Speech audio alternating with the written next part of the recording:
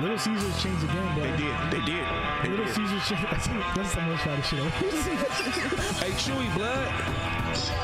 They want you on the podcast, bro. Look, he Mexican, bro. You gotta put him on. Am I interrupting your depression? I'm sorry.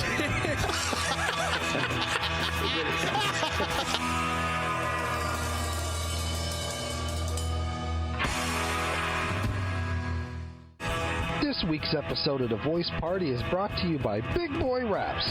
Get your car wrapped by some of the most experienced and skilled in the Bay. Big Boy Wraps, where the big boys play. Welcome everybody to another episode of the Voice Party Podcast. It's here, your favorite podcast host, JD. I'm with my co-host, Joaquin. What's up, Joaquin? Pleasure to be Black here. Joaquin, as they call you. Also known as. And Corday. What's up, Corday? Hey, man, just chilling. How you doing, JD? I'm doing great, man. All right, anyway. And I'm here with Phil with the Make Podcast Great Again hat. Making podcasts and America. One joke at a time. And we have very special guests, guys. Absolutely. I'm actually really, I was a little excited about this today, because You was more than a little. I was more than a little excited. I was a little nervous if I'm not gonna. He was in the group chat like, yo guys, yeah. I don't think we've ever had. Well, actually, no. That's we have had in the past, but this is. There's people that are running for office in Richmond. Yeah. Please introduce yourselves. My name is Eduardo Martinez, and I'm running for the mayorship of Richmond. I want to steer the city in the right direction. There we go. There we go. All right, yes. My name's Jamin Pursell. I'm running for Richmond City Council in District 4, and I want to put the future of Richmond first. Wow. Thank you for coming out, first of all. I know it's quite of a drive from Richmond. It was a little. Yeah, I had enough CDs to. What CDs were those? Let's see what era we're talking here. We're talking way back. John Lee Hooker. John Lee Hooker. Yeah, and 60s, 70s. His John Lee Hooker. I'm stumped now. It was an album that he had guests on, Santana and Edgar Winter, Keith Richards. Okay. You was able to listen to all three albums? Well, I had to pull over to Right. Okay. Right. Long drive. I feel more at ease now. Yeah. Okay. I'm always intimidated when with people running for office, because I feel so like. You speak in front of people, I speak in front of people, but obviously we say different things to different audiences. We're both public speakers, though. Yeah, you can't be drunk while doing speech. I mean, I'm sure you can. No, you can't. No, you can't. But people like to accuse you of being drunk. Okay, there you go. Yeah, nobody likes honesty. Nobody likes honesty. Yeah. Yes, and you being too honest will get you to not win. I mean, you definitely try to be as honest as possible, but then there's that moment where you want to say something that's right on the tip of your tongue, and you're just like, give them that grit and bear it smile and be like, that's a good thought. Is there would you say there's a bit of a revolution in politics right now where you kind of can steer into that a little bit more? Yeah, absolutely. Yeah. We had forums with Point Richmond Neighborhood Council, and it was like countering propaganda. And then we had one with the youth, and you could be yourself with them. Right. Yeah. So yeah, it's really different. It's knowing your audience. Right. I mean, being a stand-up comedian, you gotta know, when you're in a room and you say a joke and it doesn't hit, you're like, okay, well, I gotta shuffle. Okay, where's this? Exactly. Yeah. Where's this gonna be? But as well, you try to not fall into you don't want to get into bickering. You don't want to get into just sounding petty. Right. So there's a little bit of you want to be as honest as possible, but at the same time you still want to not fall into just madness. Yeah. You don't want to like look like the aliens are coming. Or something Right. Yeah. What's the? I know you mentioned steering direction Richmond into the. Where do you see Richmond right now? Like what needs more work on than anything else in Richmond? Because it's definitely a different community. Community is, I think, the big one for me at least. That's like, at least in my district, and I think this is something that's felt is like after the pandemic, there was so much alienation. There was so much like distance that was made between people and so like, and of course all of our community events stopped happening. So the things like where you would meet your neighbors, where you would make your cool friends, like those all went away. So, and then even some of the friends that were like down the street, you wouldn't see them for like a year, and you're like, what do I do now? How do you interact? Like how do you re-engage? Because there's this like stigma put on everything. So I think community is something that really needs to be like built back up, and we need to do that through not just some events in the point or a few events in the heart, but we need to have like community events all over and really push that out and really push out get like some of that release and that get the joy back in Richmond. Would you? Yeah. For me, it's changing of the guard. Most of my friends don't look like me. They either have to shave their head or color their hair. Bleach it out so it looks nice and silvery. But I think it's time for changing of the guard. And with the changing of the guard, you have changing of ideas, changing of attitude. It's a cultural revolution. What we're seeing in Richmond. And it's people like you that are making it happen. So thank you. Thank you. We're honored to hear you say that. I'm honored because it all seems like I'm just goofing around, but like the day I met you, it was funny because I met them while wearing a wig. So this is not gonna make a good impression to have them on the show. So, I don't know. I'm from the gay community. I love everybody. Oh, in yeah. a wig. Okay. Like a wig is the best way to meet somebody. Like then you get a second surprise when you meet them in real life. Yeah, right. Yeah, exactly. So, I've been doing shows in Richmond since 2011, 2012, and it's a way different city in that short amount of time than it is now. And that being in an event in that part of town, first of all, it was a huge difference. Than I would never imagine doing an event like that, 10, 11 years ago. So it's definitely going into the right direction a little bit, but there is, like you said, community. That is a big thing, and I always like hearing when people come to we do the show at Bridge Art Space. Yeah. We've been doing it for 3 or 4 years now. And whenever I invite someone and they show up and they're always surprised, oh, there was no gunshots. Wow. They're always surprised that Well, my revolver. Yeah.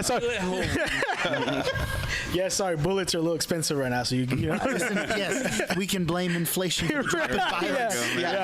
Yeah. So I always like changing people's perspective of Richmond by coming to the shows, because they show up and they say nice things about Richmond afterwards, as opposed to it's where such and such got murdered and all this and that. And that was my goal with starting to do the comedy shows in Richmond. I wanted to just make Richmond a comedy hub. There was nothing there at the time. I don't even know if that's even if it doesn't happen, at least the people that we've had come out from San Jose, from San Francisco to Richmond, it's always nice to hear them say, wow, I saw this in Richmond, and there's a lot of stuff popping up now. I think it is happening though. I think people are realizing we need to re-look at how we see Richmond. It's got a lot of great talent. It's got a lot of opportunities for people, and we are tired of driving to 45 minutes to get to Oakland because nobody knows how to drive. Exactly. And so it's why are we not doing this in our backyard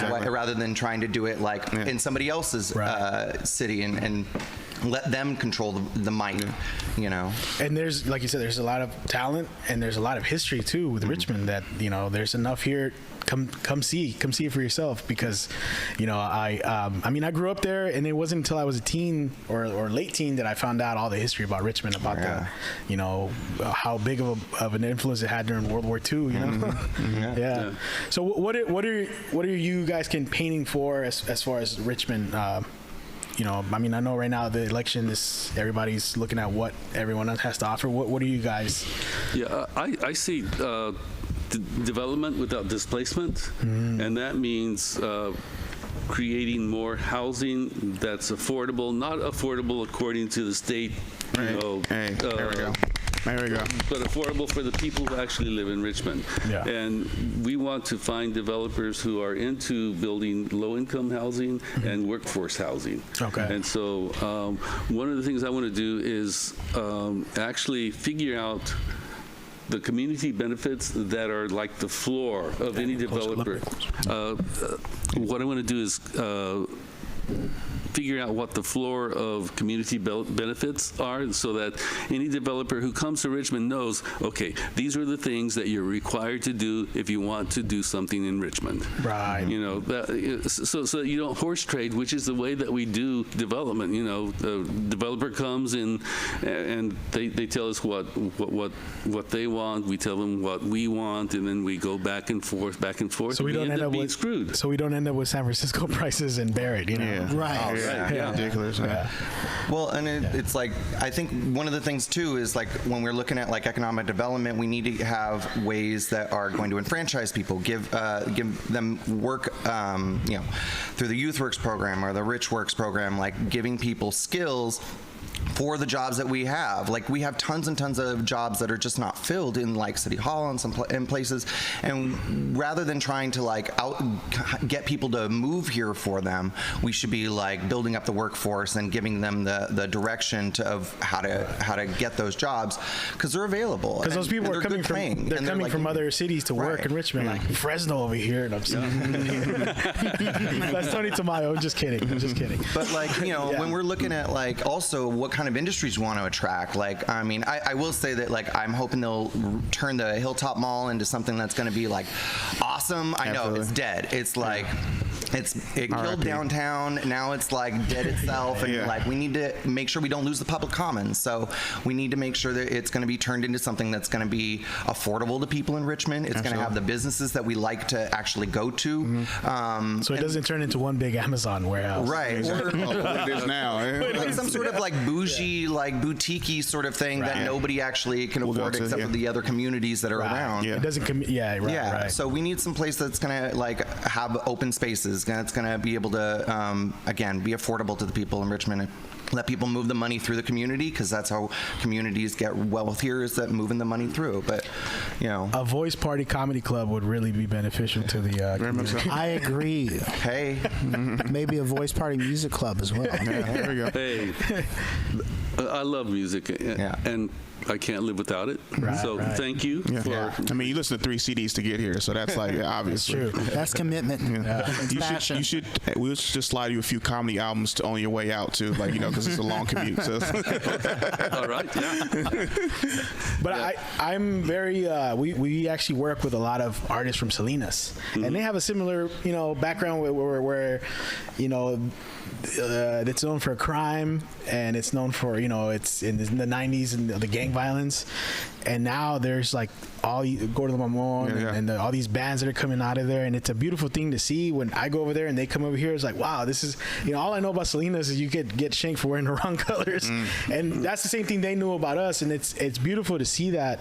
And we talked about this the day we met. Like, my biggest thing is, which is the same thing I spoke in the RPA when I was in the meeting. I've always pushed for helping artists because everything else is important. Everything, agriculture, all that's important. I agree.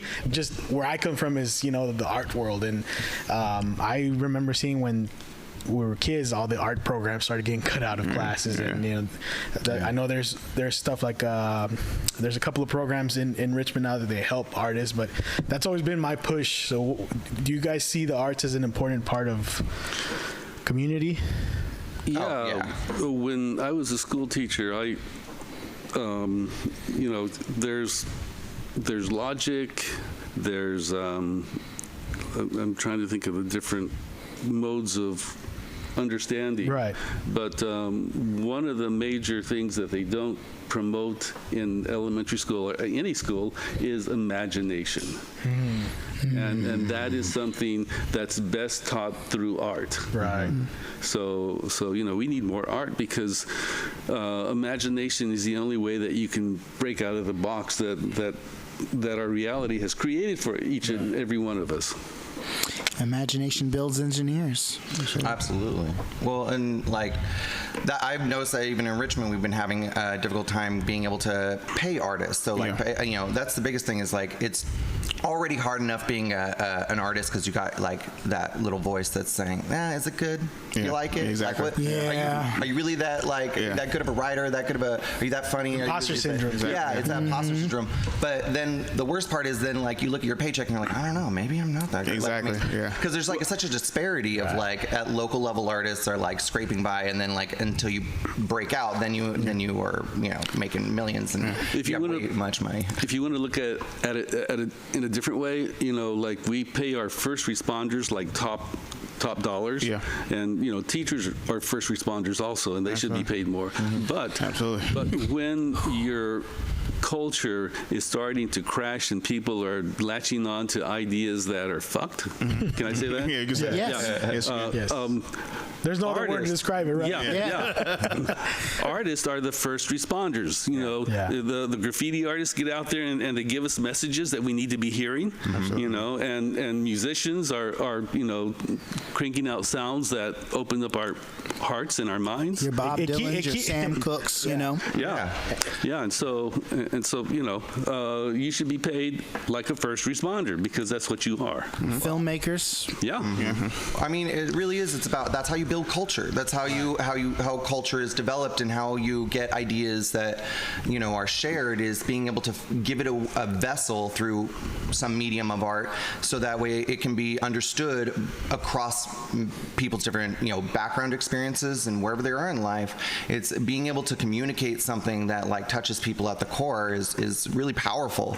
And yet we always like artists after they're dead. Usually, it's never like while they're alive. Like they probably would have lived a lot longer had they actually Which is a sad thing that when you hear you find someone after they're dead, and that's when and that's kind of what I was thinking about. When a lot of the artists that I know that are from the Bay Area, they have to move to LA and my push was always I wanted to do film festivals here in Richmond. I want to do music shows here in Richmond because there's enough people that want to go to the shows, and there's enough artists to produce entertainment. Yeah, absolutely. But that's one of the things that I always push for. But what do you think has helped Richmond change in the last 10 to 15 years from what it used to be to what it is now? Because it still has its problems like we just spoke about. There's still murders, there's still all that, but it's not nowhere near what it was. Because I grew up in Iron Triangle in the early 90s, and some of the things I saw are still in my memory as a child, and luckily that's been some of the stuff that has helped me stand up's been helped me to use that as content. But I grew up with kids who have like PTSD now as adults because of the stuff they saw. And why do you think now Richmond has changed so much? I think Richmond is changing because we have a lot of awareness, and that awareness is coalesced in organizations, and then those organizations get together. We have Our Power Richmond, and it's made, Rich City Rides, which focuses on bicycles and transportation that's not motorized, and then we have Urban Tilth, which focuses on providing food for people and urban agriculture, and we have Safe Return, which focuses on helping people. Helping reduce recidivism, and giving people from prison the ability to find a way to make a life in this. And then we have ACE, which focuses on housing and free rent, and or not free rent, but lowering the rent. So there's all these organizations that are pulling together and creating a vision to, and I'm going to say the scary thing in the city of Richmond, and that is that eventually Chevron has to die. Ooh, the bomb just dropped. But, no, You heard it here, folks. It's true. You know, I mean, they can't keep going the way that they're going, and have a big hold over the city. Right, and what our power is doing now is trying to come up with a plan for the transition, because it's going to happen. And if we don't plan now, we're going to get what we get as opposed to get what we planned for. Yeah, I would say like the biggest thing is about that I've noticed, and I've been here just over a decade, but it would be that you're seeing a lot of other people who otherwise would have been silent, or who would otherwise their voices would never have been heard. They're finally getting the mic. They're finally getting their word out, and finding other people of like mind, and being able to build from that, knowing that they don't need to have these like institutional structures to support them. They can build a community about whatever their individual need or cause is, and be able to rely on them and build something new. Like, I think technology's really helped with that. I think that the social media has helped with that, bridging that gap that Richmond, the two different Richmonds or three that exist. And I think that it's like about like really letting the people who have been affected, people with PTSD, be able to speak their truth and not have it be like, oh, well, that's just, you're from a bad part of town. We don't want to hear about that. Exactly. Like, or let's put up a gate so we don't have to like, hear about that, and like just kind of like push them off. And instead they actually can not just speak their mind, but they actually can be able to claim space, which is like why people keep resisting. Why we get the resistance in Richmond, we do, is because it's all about, they're afraid that if they think it's like a pie, like if somebody else has some, that we're all out a little, but like that's not how it works. Like there's enough to go around. There's enough to go around, and like and Chevron is not going to be around forever. It's like the whaling industry. Like there's only so much dinosaur juice, and like That's a good point. That's true. So it does bring me to a question. Considering that they are a major employer in Richmond, and they've also donated their fair share of money to different causes, in the absence of Chevron, what sort of industry will Richmond build next? Are there multiple industries that you see Richmond building next? And this question excites me because, full disclosure, at John F. Kennedy High School where I work, we have a fab lab, we have a great IT academy. I'm thinking maybe something in tech, but maybe that's too far down the road. What do you think? Big Tesla factory. Oh wow! I hope not. Stop it.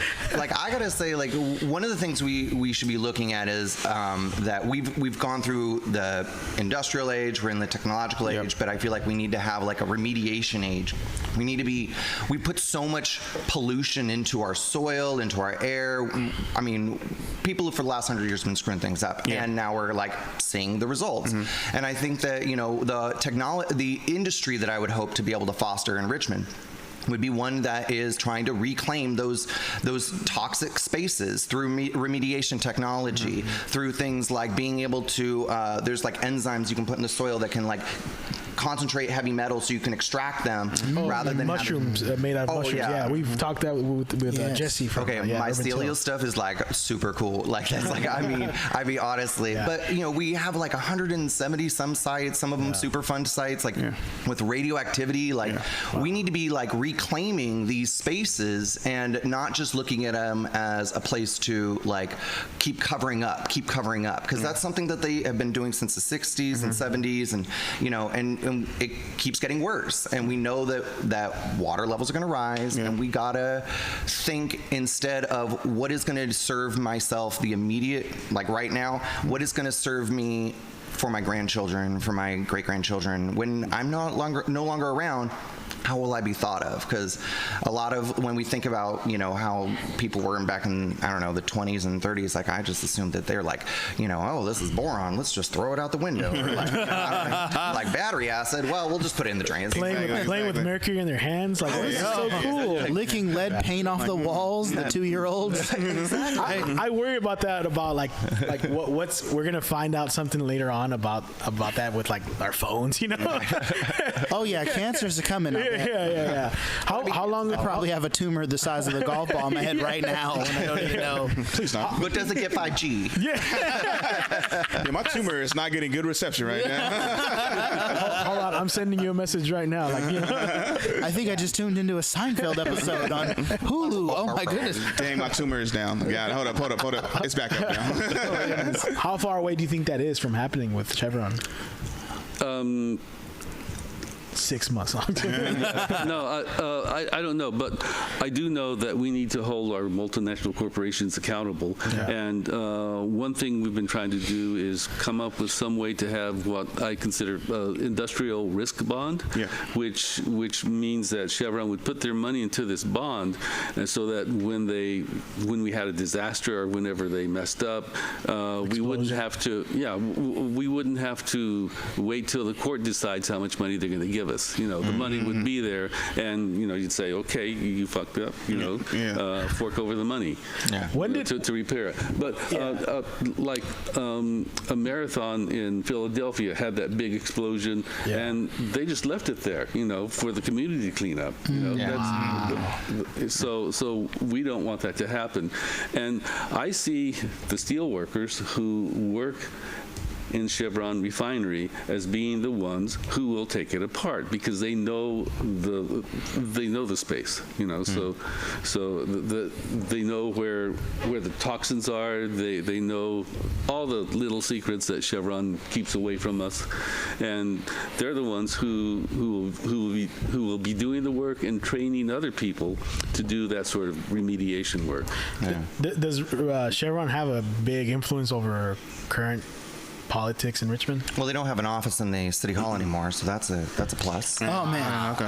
That's nice to hear. That's definitely good. Yeah, they used to, but I think they still do. I think they still do. I mean, actually, how I met Eduardo was in 2014 when we were working. I was working on the election slate for the Richmond Progressive Alliance with I was brought in by Joe Beckles and but they were all part of a slate, Eduardo and Gail, and it was there was like $3.2 million, something like that. I always it's a number that's always a little fuzzy because there's dark money, but they threw a lot of people at the race. There was what was it, something else, Martinez, just to kind of muddy the Al Martinez, and they throw a lot of money in, and they free gasoline for you. Oh no, it's never free, but they'll give you a backpack with a logo on it, have some swag, but like a draft when you get drafted to the team, but free marketing material for you, right? But I think they still throw a lot of money in, and even right now I think they're doing it in a more subtle way because they realize that they do have a black eye, and they can't come in as the with the full force that they used to, so they have to go through other agents and go through other people. In 2014, Chevron spent the most in a local election in history. Yeah, wow. No one had ever spent that much money in a local election. Yeah, I mean, I think it actually. I'm not sure how much money it averaged out, but it was enough to buy me a lollipop. Let's just say Store. Oh, okay. Factory. That was a warehouse. Yeah. Enough to get the Eagles to play live in your front yard. Twice. Wow, that's insane. That's it's also scary that a corporation has that much power over it. But I'm assuming that's the case whenever a big corporation is next to any other little city. Have you guys seen other cases of that? Like you mentioned the marathon. Yeah, they just left it for the people to. Yeah, the fire happened, and then they just okay, we're closed. Bye. And you know what was so strange about growing up in Richmond is when all these fires were happening. What was it, 4 years where the sky turned orange? Yeah. Oh, It was like 2 years ago. It was wild to see, but it was almost like, I'm used to this because we have had incidents like that growing up next to, growing up near the refinery whenever they had an explosion. Yeah. So it's it's a scary thing. That's a trauma response. Exactly. It's like you go, no, this is okay. This is all going wrong. That's no big deal. Yeah, like don't worry about it. Just look at the ground. Don't look at the orange sky. Just walk it off. No jogging today. Yeah, no job. No Exactly. That's why I'm overweight. You see me? The fires in Chevron. Gotta stay inside. We mentioned the social media, like that was a big thing. As far as I go on there to the page they have for Richmond. Everybody to promote because Which I want. Well, there's two. Oh, there's two? Yeah, there's like a public one, and then there's like another the public one. The public one, because I post my flyers because I want the community to come out to the shows. And every time I go there, I feel like an idiot because I just post this flyer. Hey, everyone! I'm very nice and friendly. And then I see, the Richmond that's the people that are really divided, just trashing each other and throwing personal insults at each other. Is that something you guys are considering? Like, we're not considering, but how do you deal with how divided Richmond is? I think, well, actually, I think the division isn't so much in Richmond. It's within small cliques who have big voices. Gotcha. Right. And so when you go online, you'll see that it's the same people who are saying the same things over and over again. Yeah. Oh yeah, like there's like a cabal of like 20 of them, and like I don't know, they're so like angry about everything, like, and nothing. It's always like the goalpost is always moved. So like even if you try to do everything right, like, well, why didn't you do this? Why didn't it's just a constantly moving target, and then they just make some stuff up, and then just like chew on it amongst themselves to make it seem like a real conversation when it's not really. There's nothing to it, and it's just like. But then they just hope that other people who don't know what else is going on and be like, oh, well, what's this? Because I noticed that because it could be a conversation about something that's gonna, like organizing more community events, and it just they're trashing whoever is organizing it. Right. So how do you, like, you don't think Richmond is as divided as like? I mean, I think there's a bit of a generational divide. For sure. Like, I think that plays a big part of it. I think there's there's a lot of people who have like this idealized version of what Richmond was back in, I don't know, the Vote 90s. to restore. Yeah. Vote to restore. Oh, yeah. Like that's like the Richmond's version of Make America Great Again. Yeah. It is. It totally is. Yeah. Yeah. And then but it doesn't resonate with a lot of other people. And, so, I think that where that like kind of line is that they're drawing the line themselves. And they're like, well, why are you not with us? And it's like, well, wait a minute. Well, you just showed up with this and the line. Like, I mean, we're already here. I don't know you, sir. Seriously. And so it's hard though, because you feel like there's a certain part of social media where it makes you feel like you want everybody to be nice and you want them to like you and stuff, but then you also have to realize like, you're playing the wrong game. They were never going to like you. They're gonna pretend to be nice to you for moments to get you off, get your guard off. But then they're gonna like wait for that thing to be able to jump on and then hammer that to death. We were talking about this with battle rap earlier. Yes, wait around for the way they drop the punchline. Exactly. That's so horrible because if you really think, we all kind of want the same thing. We want affordable housing. We want but there is a big difference with like it's funny because I took a friend from out of town. We drove around Richmond. I showed her where I grew up, and where I lived on 4th and Nevin near Kaiser. That's where I lived, and then we drove to Point Richmond. And it's not that far, but it's like a whole different world. Oh, it's Disneyland. It's Disneyland of Richmond. Like, pretty much. I mean, you can tell like that's where a lot of the power is set in Richmond. That's where like they've invested. I mean, it's an entirely different world, and what I don't like about Point Richmond is that I'm not tall enough for most of the rides. But seriously, it's like So that's when you're running for office, for that, like how do you touch on both those communities? Good question. Well, I don't have that community. I got my own you got thing. District 4, when I'm in Port Richmond, a lot of the people are like big money rollers, and they want to make more money, and they don't want to pay taxes because I made this money, it's mine. Why should I give you some? Exactly. And but we agree to disagree, and I look for things that we can agree on. Yeah. Right. Mm-hmm. I was gonna say, like, you said Nevin, 4th and Nevin, and then Point Richmond. I say a different one. What comes to mind for me is always Marina Bay and Central Richmond, and then like my mom always would talk about how it's just like there's many parallels like this that we can think of. Yeah, my mom would always talk about. She was like, the area that those two always come and meet is the PG&E office, when everybody has to go to the PG&E office and pay, because you have people from Central Richmond and from Marina Way all having to go there and pay their bills. But then it was like so you all come to this one area, but we all go to separate like parts of Richmond. So that was always interesting. And I'm like, and literally a ramp separates two worlds, like from these different things. So not even far, like Point Richmond, just ramp. So and the thing too is, I'm sure with this younger generation, it's always a hassle. Well, not a hassle, but that must be a difficult thing to get them on. A lot of younger generations don't like politics. They think it's an outdated thing, or they're rebellious kids. And even I would say people in our age group are in that mindset where how do you win them over to look at politics? Now that I'm in my 30s, I start to look at that a lot more. Look at what more so the local level than the higher ups, because this stuff it's a little, I would say, if not more important, I think of it as a little bit more important than what's going on in the White House. Local politics affect your life far more than national politics do. But and I think that's changing. I think that young people today are more aware and more concerned. Right. And they put together a candidates forum. Yeah.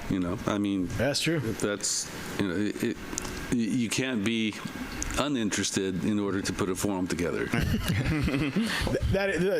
You're right, because we met a lot of younger people, through like Urban Tilth, and they all seem. I think we were just talking about this earlier. I think back to me in my early 20s, prank calling dominoes. To what you said, putting together a forum. That's inspiring to see. Because in my younger days, I don't know, I can't speak for you guys, but politics was not something that was on my mind as much as I think it should be when you're young, because you're going to be here hopefully another 50, 60 years. I think a big part. Sorry. I was going to say, for me, I was obsessed with national politics sophomore in high school. I went to the National Youth Leadership Convention over in Washington, D.C., where we essentially pretended to be Congress. It passed a bill based on the what's the name of the bill that came out after 9/11? The Patriot Act, right? And you could definitely tell that we were not able to choose which political party we were from. We had kids from all 50 states, because you had registered Republicans going up and speaking against the bill passionately, and then you had Democrats going, "We have to keep our countries safe." It was ridiculous. But now in my old age, I've started to think more about state and local, and a little bit less on the national. Because as you said, a little bit of a circus out there. Definitely. Well, I think a lot of it has to do with the accessibility of having a mic and being able to know that you can build your own community and be able to and keep speaking your voice, and I think that, like, I don't know, like when I was a kid, it was like really hard. Like, a video camera was like stupid expensive. And like, I thought it was clever when I was like burning a CD, whereas like nowadays it's like with their phone they can make 1,000 videos and pop them out within like a week.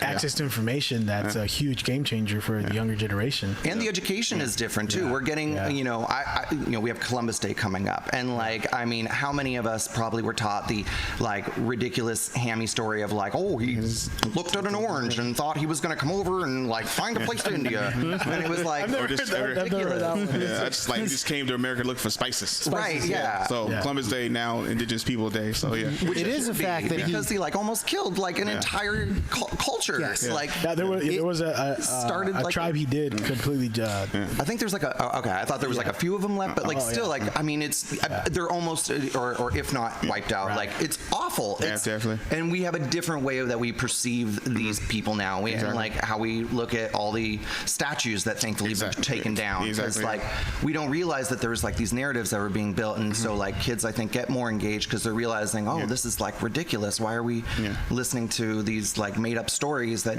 have no basis in reality? And I think so. I don't know. I think that kids are getting more involved, and especially like. I remember why I became an environmentalist was like because I was going up to Alaska, and I remember going to Valdez after the oil spill and seeing like a big black ring around the entire bay, and like seeing glaciers that like just within the short time that I've been alive like disappear and recede way up the mountains, and I think kids are seeing more and more of that kind of like dramatic change just within their environment. The heat wave we just had, temperatures crazy. Got up to way more than they've ever been. Exactly. And the hurricanes and like I mean the weather's getting out of control, and I think kids actually are like realizing, if we just keep waiting for our turn, we might not survive because these people are not going to be looking out for us. They're looking out for whatever their own is in front of them at the moment. Exactly. Very short-sighted thinking. I think especially the like as you mentioned, like the fires, raising temperature. I remember like because I used to I watch football, but I remember fires would only be happening in San Diego. It seemed like, and it was happening like at a kind of rapid pace. And but then like now, I think what was it? 26, whenever the ones that happened in like Petaluma, the Petaluma fire that happened there, and then I was going to UC Santa Barbara, so I had just moved down as it started happening. But then we had a fire in Santa Barbara as well, and then there was stuff that going on in Oregon and stuff. So you've seen it like that's becoming a lot more common in having to deal with fires when it really wasn't as big of a deal before. It was just happening in this one location, but it's because that location was always super hot and super dry that it made sense. Versus like, why is it happening like all these other like spots? Well, we had on as a guest. He was a Richmond resident. He was actually imprisoned, and he joined CAL FIRE as an inmate firefighter. Oh yeah, I think I saw that episode. Oh, okay, yeah. And I didn't realize he actually he worked in 4 years 150 fires all throughout California. And I was like, where the hell? He's all over Southern California, all over here. 150 fires in I believe 4 years. And that's insane. That's nuts. Yeah, that's nuts. Especially with the new thing that the governor's signed with the power, that they want us to go full on electric cars. When you think about the fires, 2032. But think about the fires, that always I always think, oh man, that sounds like a bit of a concern, because I don't know if we're there yet as far as Well, I think we have to be. Yeah. I don't think that we get a choice. Right. Yeah. You know how they always blame the victim? I think they're trying to kill nature because nature's become an arsonist. Only you can prevent forest fires. Like, it's kind of definitely blame nature indeed. Never forget the words. That's a good one. Oh man. Have you considered stand-up? On a pogo stick? Maybe. Boing, You're currently the vice mayor. I am. You've been for the last 11 years? No, just this year. And the thing about being a public official is that you can't be humorous because sometimes they think you're serious. Yeah. No, really, I have to watch what I say because if I so this isn't being recorded, right? Off the record? Totally off the record. Cut this part out, Phil. No. Anyway, yeah. I have had quotes used against me when it was obviously tongue in cheek, right? And sometimes you think I have two tongues, forked tongue, but no, that's not me. That's no. That I can't imagine, like that's another thing about the world it is right now. Let's say I decided to run for office one day, and they look back to some of the stuff we jokingly said here on the Voice Party. It's just humor, folks. Did you know on episode 24 of season 6 of the yeah, exactly. Voice Party, he said this. This is what he believes, folks. This is who you're going to elect. Lord knows I've said some wild things, but it's all. But then you think, imagine Don Rickles as president, you know? That'd be entertaining. Imagine a reality star as president. Oh, imagine Lord. that. Oh, wait. Oh, that's already happened. That's already happened. Do you look at the national politics a lot to, for humor? Yeah, or for whatever, because I know that's something that people I'm assuming look for, and then they expect to hear a lot of that from the local politicians. I look at like the situation in Ukraine or gas prices. I mean, all that stuff, inflation. I look at the news more for narratives, to figure out what kind of stories people are coming up with, and trying to figure out what their motive is in making that story. Because you can tell a story a lot of different ways. Like I have a story that I can tell you from a woman's point of view, and then from the dog's point of view, and then from the kid's point of view, and the okay, let me change the order. I can tell you a story about a man's point of view and the cat's point of view, and the grasshopper's point of view, and the fly's point of view, which is probably the one that you should pay attention to. Right. Yeah. But each story is going to be different, and they're going to have different emphasis and. Sorry. The fly just lost his story. Oh yeah. And that's reality. The victor is the one who tells the story. Sorry, fly. I just started laughing because you was like, I could tell from a woman's point of view and a dog's point of view, and I just imagine like a woman petting a dog, and then and the dog should just like, hey, it was like insulting me, kind of a thing. It was just like weird. I just sorry. No, that everything we're given as far as news, it's all from the winner side of the story. So that's why I always like to look at the story a little bit deeper, and I'll admit sometimes I end up watching YouTube videos for like 6 hours in a row because of stuff like that I want to see what everyone's saying about the story, not just the people saying it on the news. And with you can't be honest, like you said, you end up just not believing anyone and just kind of like what I imagine a crazy person feels like, because you want to be informed, but you also don't want to just have one side of the story. And I think that's just I don't know, that's just something that we're gonna have to get it. Well, that's like one of those things about how they changed how news has to be reported, right? Like I forget what it was, but it used to be that like news had to be very factual, it couldn't have opinion, and then they got rid of that. That's wrong too. You can't have a factual story. You can,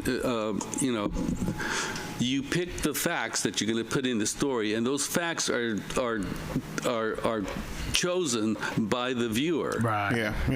And so you're creating a narrative whether you know it or not. Right. You say it's factual, but okay, whose facts and why did you choose these over the ones that you left out?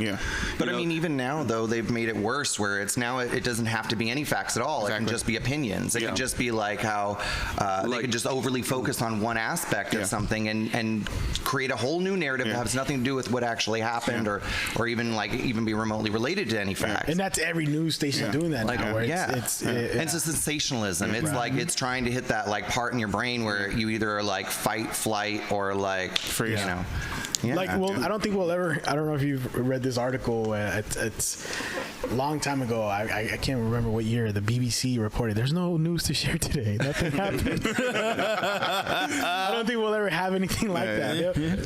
They'll make up something. They're rehashing old stories. They're rehashing the Jeffrey Dahmer stuff. They'll find new stuff to bring up all the time, even if it's something that happened 20, 30 years ago. We're like on Next Door Neighbor. Someone's catalytic converter was stolen. And then the next day someone says someone's catalytic converter was stolen, and when you see it you think, oh, another one, but they're talking about the one that happened before. On the Nextdoor app. Yeah. That's what you meant. Yeah. Oh yeah. And so pretty soon 20 catalytic converters, came out of one or two. Yeah. Right.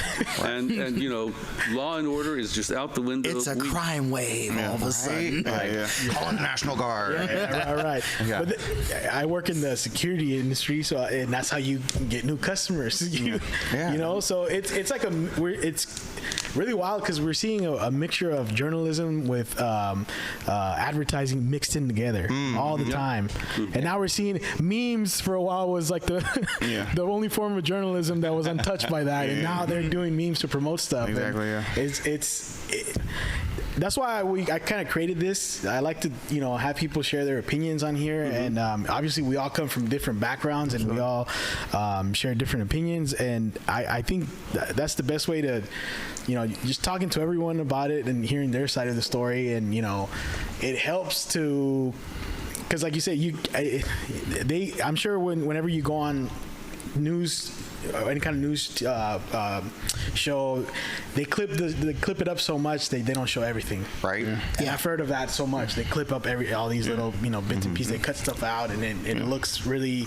Sometimes it looks bad the way, like you said, they cut out stuff that you said jokingly, and that's a really important thing when you were joking about something. What comes to mind was the coverage of January 6th, like afterward, and then like the Biden was being the inauguration was happening, and then I would watch 4 different news channels covering it, or the Biden or just the inauguration, right? And then it was Channel 2 show 5 seconds or something, but they focused on they focused on certain facts.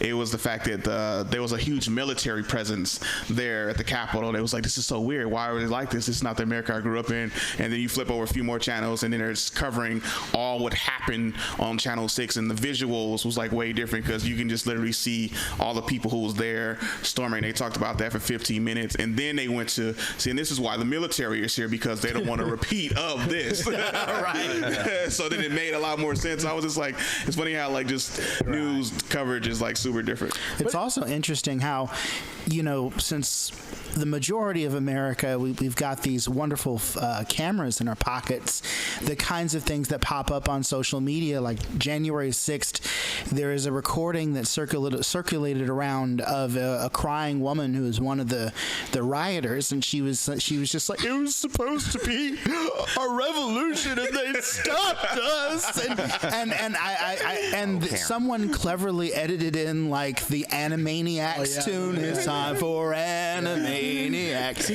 and it's to an extent it's true. The editorial op-ed has kind of taken over our news, but at the same time, thanks to everybody having a camera, I think it is a little bit more difficult to get away with story. Exactly. Yeah. Yeah. I think part of that's also human nature, because when I was in kindergarten, we had a class about this in Lincoln Elementary, where the teacher, we had us sit in a circle, and she whispered something into the kid directly next to her. By the time it got around, it was a different story. Yeah. Right. It was something that had nothing to do with. I think I even changed it up a bit. It's just, on purpose, or I had to add chaos. Yeah. So I think that's just something that's also a part of human nature. Yeah. Unfortunately. Well, and that's the thing about storytelling too, is what is the motivation of the person telling it is not always revealed or put out there. And so if you're trying to get people to back you up on something, you suddenly will start finding out was the enemy, what is the fear, I hate M. Night Shyamalan, but that movie The Village, where it's there's a monster out there, it's a monster out there, and it's to keep people away and keep them controlled, and we constantly see that over and over. Nextdoor is really bad about it because, of course, people report crimes, but nobody reports when there wasn't a crime. There's no news today. No news today. Nothing to talk about. Does never show up. So when you are there must be lots of crime going on when you're scrolling through, or even catalytic converters. That's something that's way outside the scope of Richmond or I mean that needs to be addressed on the state level or I don't know, whoever the. You don't hear about it a lot in Richmond, right? The catalytic. Oh, we hear all the time. Really? Yeah, like everybody has like talked about how they have either they've lost a catalytic converter, they have had one stolen, and then like, or their neighbor has had one stolen, or like, you know, and it's the thing is like, I guess it's the price of platinum is what drives it, but like, okay, we don't control the price of platinum, and like we don't control like the fact that, you know, when they do that, they make like $120 per. It's like, I don't know, it's just one of those things where it's like something far beyond us, and yet we're supposed to be able to solve it. It's like homelessness. Like, why have we not solved homelessness? Like, I mean, obviously, you know, our local city council was supposed to solve all of the world's homelessness. Exactly. And the fireworks issue, like, I mean, that's because everybody loves fireworks. Or like, who doesn't love fireworks? But like at the same time, like, you know, not be doing fireworks. But like, you know, that's out of our hands, because like if you can just buy it at the next city over, like it's, you or know, like drugs, you know, for instance, like how do you control that? That's right. Yeah. No, that's another thing I was gonna ask you with the homelessness.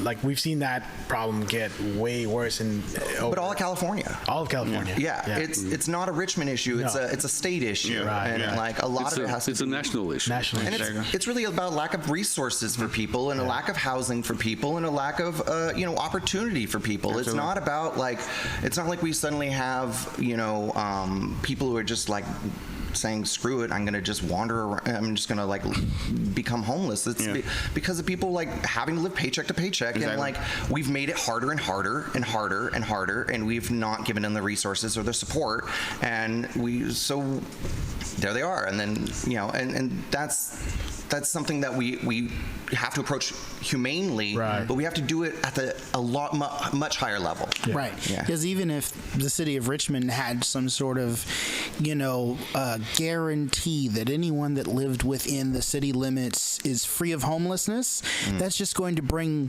more homeless people to the city of Richmond, right? So it's all about all of the cities, or state level rather, figuring out how best practices and how to alleviate it everywhere. I hear what you're saying. Yeah, and there's like another person who's made that case of like, well, if we help these people, well, more are going to show up from Berkeley and Oakland, and it's like, well, good. Like, if we're helping people, we should keep helping people. Agreed. Absolutely. We shouldn't, like, you know, it shouldn't just be like, well, we have to get away from that. I got mine. Forget about you. Exactly.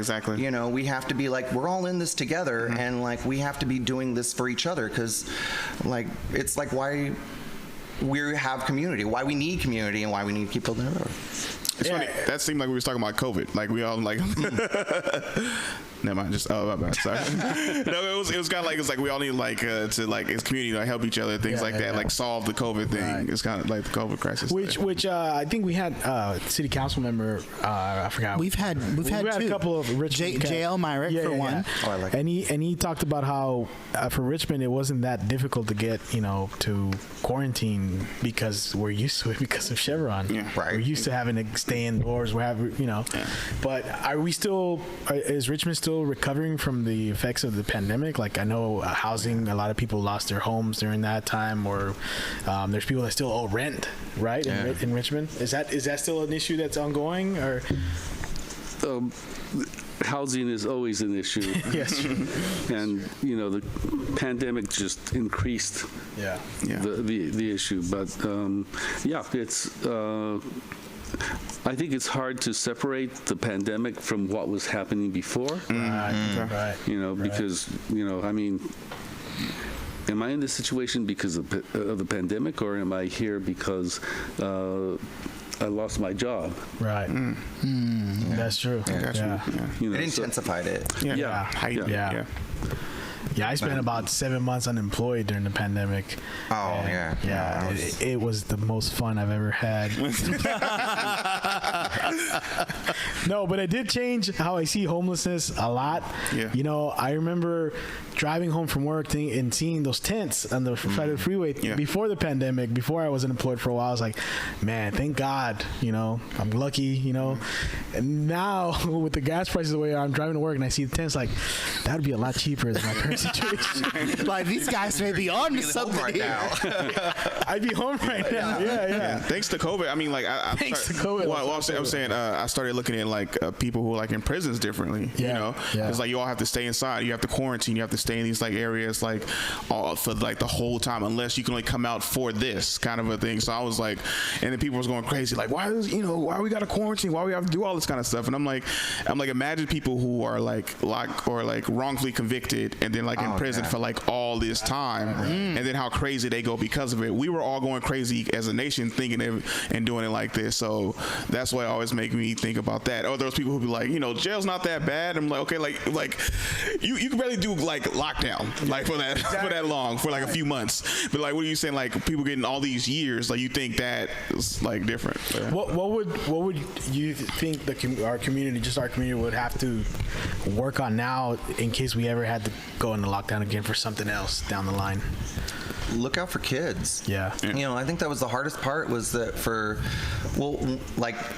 people have relied so much on school to be essentially like the babysitter for their kids and to raise their kids for them. And I will say, like, I was raised by a single mom. I spent a lot of time in my school because of that. And it was, the parent not being able to go to work because they maybe have lost one of their multiple jobs that it takes to be able to survive these days. But then having to fill a gap that they really hadn't even considered necessarily, how hard it is to be able to get your child to learn and to be able to like be receptive to things, and there's something about that transition of going to school and being in a different environment that changes your conduct, and so having to do that in the home is really hard. So I mean, I think about how when we had the Spanish flu, like they were teaching through like radio and stuff like that. And then we did it through like Zooms.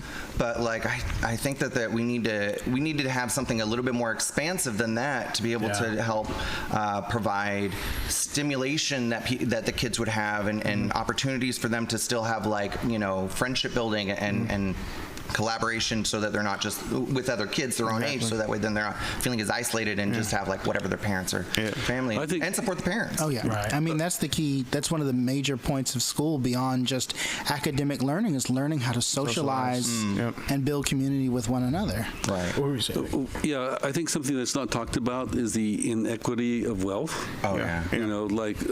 You have families, 1 bedroom, 4 kids, and you're stuck in this apartment, and you can't go out because there's other people quarantined just like you next door.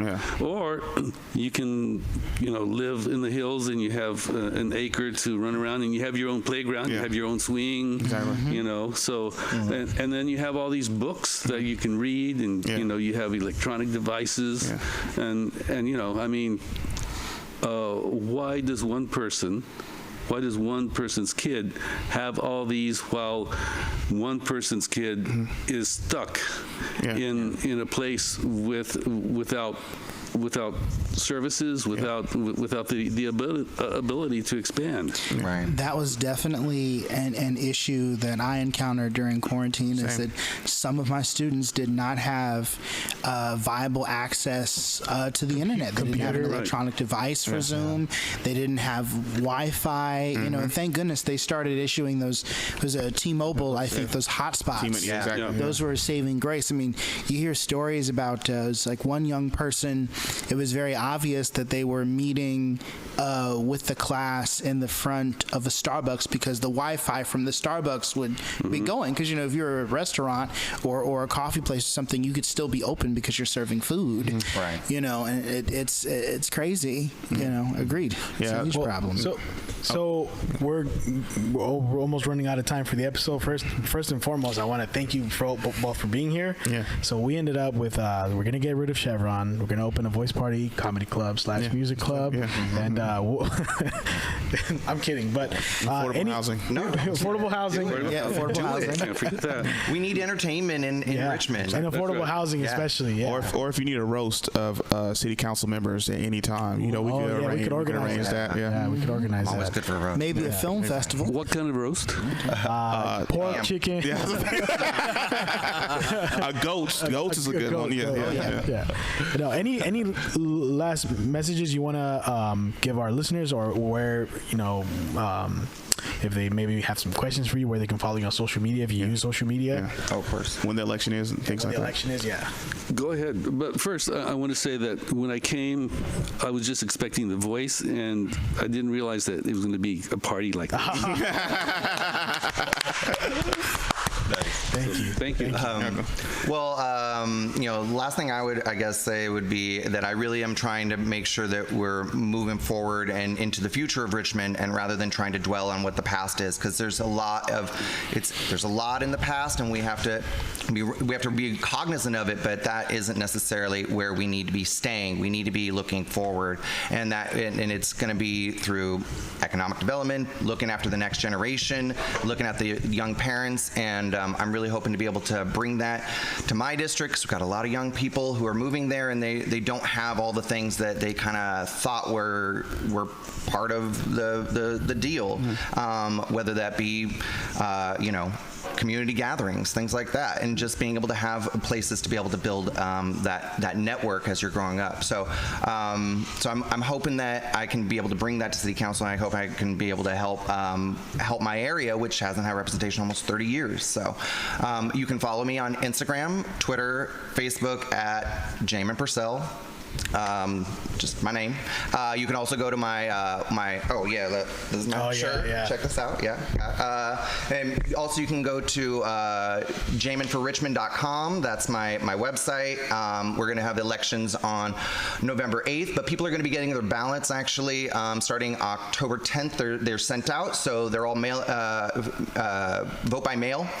So please vote. Make sure that you are registered to vote. You can do so up to 15 days prior to the election. So if you are like hearing this and going, why do I even bother? Well, bother because you care about your future.